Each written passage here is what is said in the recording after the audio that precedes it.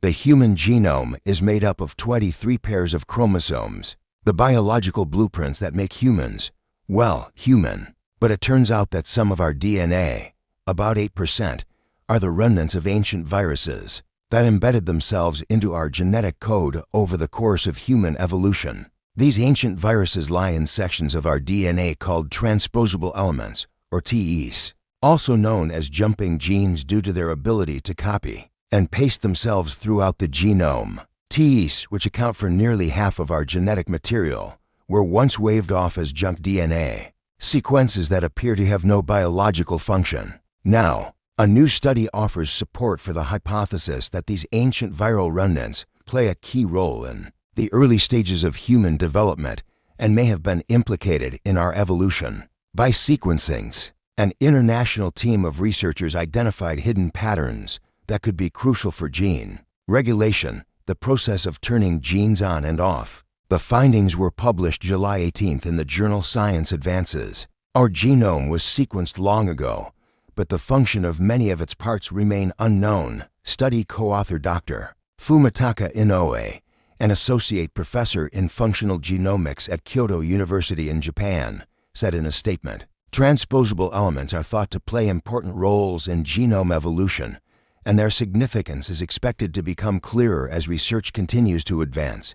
There are many benefits to studying how TEs activate gene expression. It could help scientists understand the role that the sequences play in human evolution, reveal possible links between and human diseases, or teach researchers how to target functional TEs in gene therapy, said lead researcher Dr. Shun Chen, a computational biologist and principal investigator at Shanghai Institute of Immunity and Infection of the Chinese Academy of Sciences. With more research, we hope to uncover how, particularly ERVs, or endogenous retroviruses, make us human, Chen added in an email. Embedded ancient viral DNA when our primate ancestors were infected with viruses. Sequences of viral genetic information would replicate and insert themselves in various locations. In the host's chromosomes, ancient viruses are effective in invading our ancestral genomes, and their remnants become a big part of our genome.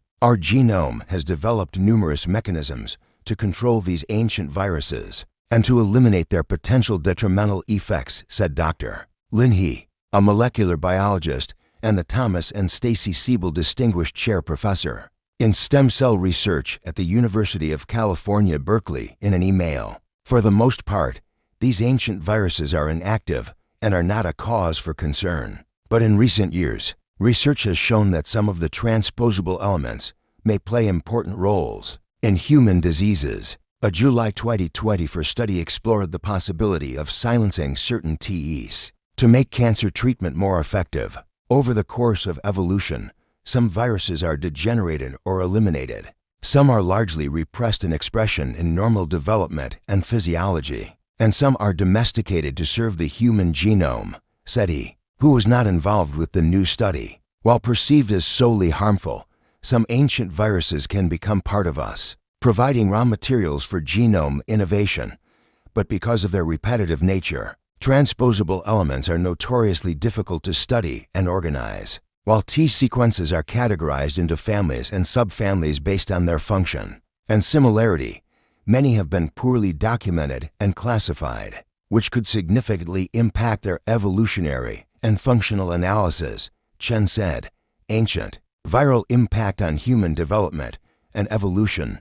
The new study focused on a group of T sequences called MER11 found within primate genomes. By using a new classification system, as well as testing the DNase gene activity, researchers identified for previously undiscovered subfamilies. The most recently integrated sequence, named MER11_G4, was found to have a strong ability to activate gene expression in human stem cells and early-stage neural cells. The finding indicates that this T subfamily plays a role in early human development and can dramatically influence how genes respond to developmental signals or environmental cues, according to a statement from Kyoto University.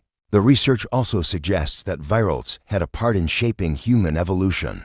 By tracing the way the DNA has changed over time, The researchers found that the subfamily had evolved differently within the genomes of different animals, contributing to the biological evolution that resulted in humans, chimpanzees, and macaques. To understand the evolution of our genome is one way to understand what makes humans unique, said he. It will empower us with tools to understand human biology, human genetic diseases, and human evolution. Exactly how these were implicated in the evolutionary process is still unclear, Chen said. It is also possible that others that have yet to be identified played distinct roles in the evolutionary process of primates, he added. The study offers new insights and potential leverage points for understanding the role of TEs in shaping the evolution of our genomes, said Dr. Steve Hoffman, a computational biologist at the Leibniz Institute on Aging in Jena, Germany, who was not involved with the study.